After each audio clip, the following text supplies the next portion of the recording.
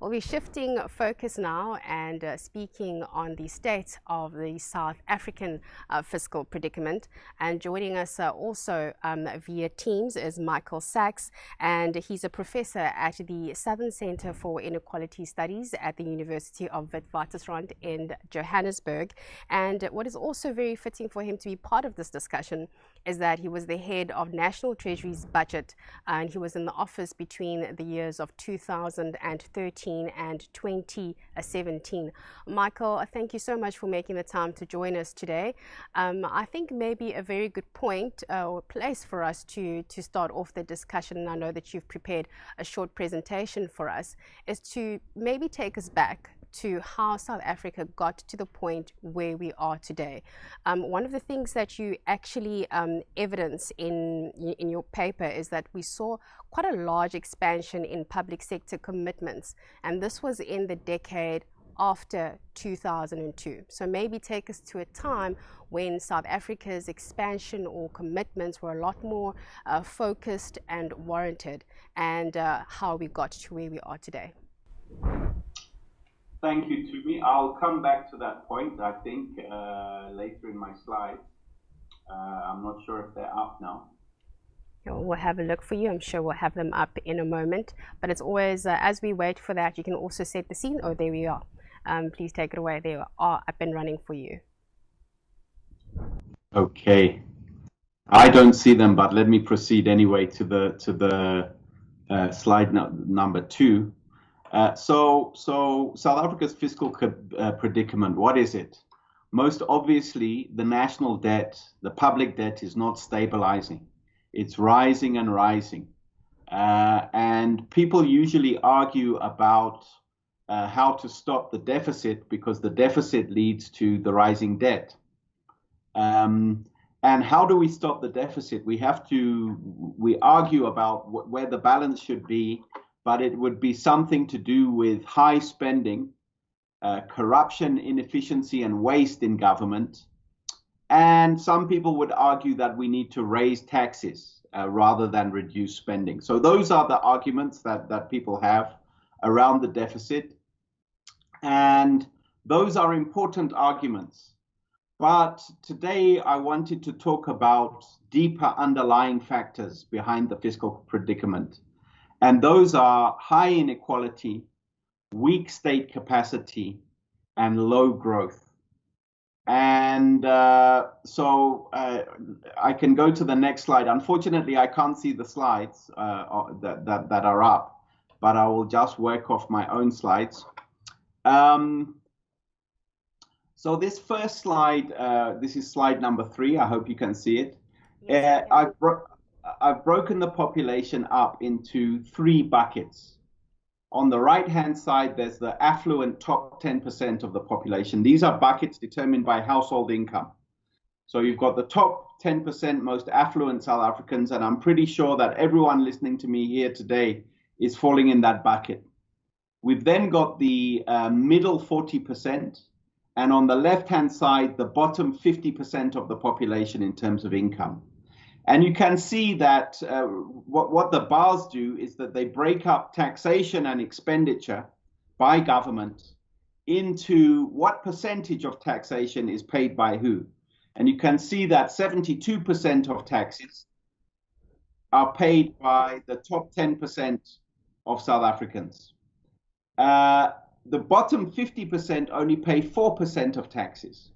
On the other hand, expenditure is directed very well at the bottom 50% of South Africans. So almost 60% of government expenditure goes to the bottom 50%, whereas very little expenditure goes to the top 10%. Now, this is a fiscal lens through which we can see the inequality in South Africa. Inequality leads to political polarization. Usually, there's a very strong connection between taxation and politics. So the American Revolution was fought under the slogan, "No taxation without representation." So the idea was that if you're going to tax us, we need our own parliament where we're represented. But in South Africa, the bottom 50% are the majority of voters. and they receive expenditure, but they don't contribute much to taxation. Why don't they contribute much to taxation? Well, the answer is given by the kind of gray bar at the back, which is that bottom 50% of the population only receive around 3% of the national income. In other words, they cannot pay taxes because they have no income.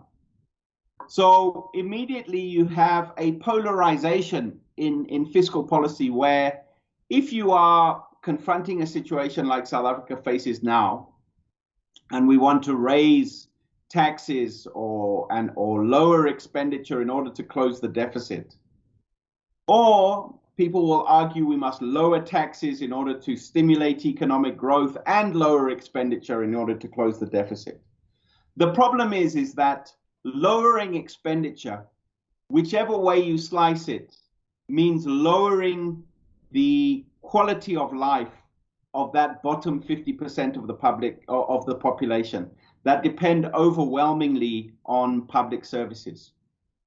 Raising taxes or lowering taxes is a question that is felt by only really that top 10% of the population, who are a minority in parliament in terms of their numbers. So it makes political discussion about how to come out of South Africa's fiscal predicament extremely polarized. Added to this, we have an underlying problem of segregation in the provision of public goods, or what I would call collective goods. So we have a dual system of education. We have public education, which that bottom 50% rely on entirely. And then we have private education, which the top 10% rely on entirely and pay for out of fees. The same is true of healthcare. The same is true of security, with the affluent relying increasingly on their own private security services and the general population relying on the South African police. The same is true of pensions, with the affluent minority having their own pension system and then the majority relying on the state pension system. The same is true of housing, with the affluent minority increasingly within gated communities set off from others while the majority rely on public housing. And usually we think of the problems of corruption and inefficiency. We think the way to solve these problems is that the public sector must become more effective, more efficient than what it is currently. But there's quite a large body of literature that tells you that if you have an education system in which only the poor send their children, that will inevitably be a weak education system. A strong education system is one where you have middle class and poorer working class people in the same schools. But if the school is a school of a ghetto with only poor parents and only poor children, that is going to be a bad school. So this problem of segregation also weakens the capacity of the state and weakens these public services, which are fundamentally divided between the affluent and the poor. Let me go to the next slide. Again, I can't see the slides, but I will talk to it. So Tumi asked me at the beginning about the contention that we raised expenditure.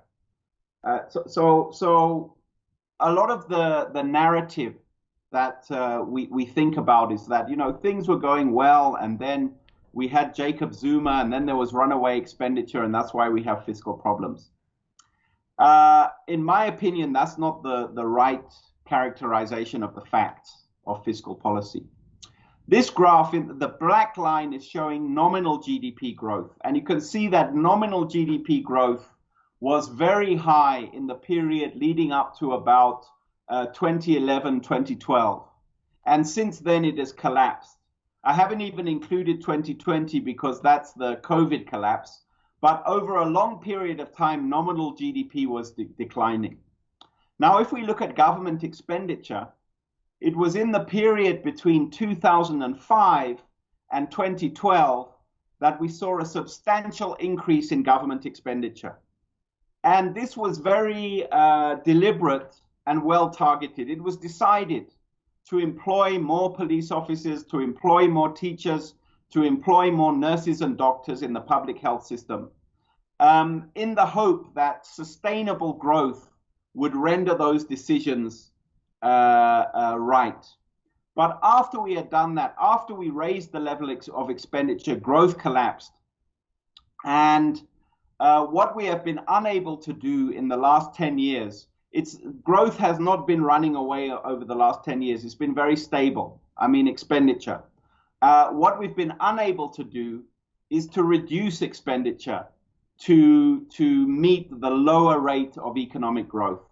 And the reason it's difficult for us to reduce expenditure is because of the previous slide, which indicates that reducing expenditure impacts directly on the consumption patterns of the poorest in society. Can go to the last slide. I don't know if I'm over time, Tumi. No, we've got another minute or two, so please do get your concluding thoughts. So we are in a vicious cycle. High levels of inequality lead to political division. They lead to the segregation in the provision of collective goods. That leads to weak government and weak public services, because the more affluent people, as soon as you become affluent, you shift out of the public service and you purchase your own private services. It leads to uncertainty about property rights because of this huge division between the rich and the poor. So people start talking about land expropriation without compensation. And all of these things lead to low growth. Low growth then leads to rising unemployment and poverty, increasing strain on public expenditure because the unemployed and the poor depend more on that public expenditure. It slows tax collection and leads to rising public debt. And rising public debt leads to high interest payments. And interest payments of government is essentially a transfer to the affluent. So it leads to rising inequality and ultimately, again, leads to uncertainty about property rights, because if we begin to imagine that the state may not be able to honor its debts, that is fundamentally about property rights. So South Africa is in a fiscal predicament, and the fiscal predicament is really an outcome of these realities. And without decisive action to break this vicious cycle of inequality and low growth, we are unlikely to escape from the fiscal predicament. Thank you. Michael, just perhaps a closing comment from you. I think it's only fitting, it's very fitting that we are ending off on this note, because our next speaker will be delving deeper into the political backdrop and the reforms that are needed. You mentioned the issue of segregation. And given our limited capacity, do you believe that the reforms that the government has currently put into place will be able to address all of those issues that you highlighted for us now? I don't think overcoming those issues is even on anyone's agenda, neither government nor affluent South Africans. Nobody is really interested in creating a single education system that can accommodate all South Africans. Nobody is interested in creating a single health system that can accommodate all South Africans. What people tend to be concerned about is how can we transform the privately provided services to eliminate the racism that still exists in that sector, on the one hand. And how can we improve efficiency in the public sector? But my contention is that there's a limit to how much efficiency you can get in the public sector when the public sector provides services only to the poor. Michael, thank you so much. That is a very good thought that you've left us with, and certainly a challenge to both of us to maybe not just look to government. Perhaps this is something that we should be looking to within ourselves. Thank you so much. That was Michael Sachs. Of course, he was taking us through South Africa's fiscal predicament, but also highlighting just some of those issues that he is of the belief that the current reforms or plans that are in place are not addressing issues like segregation.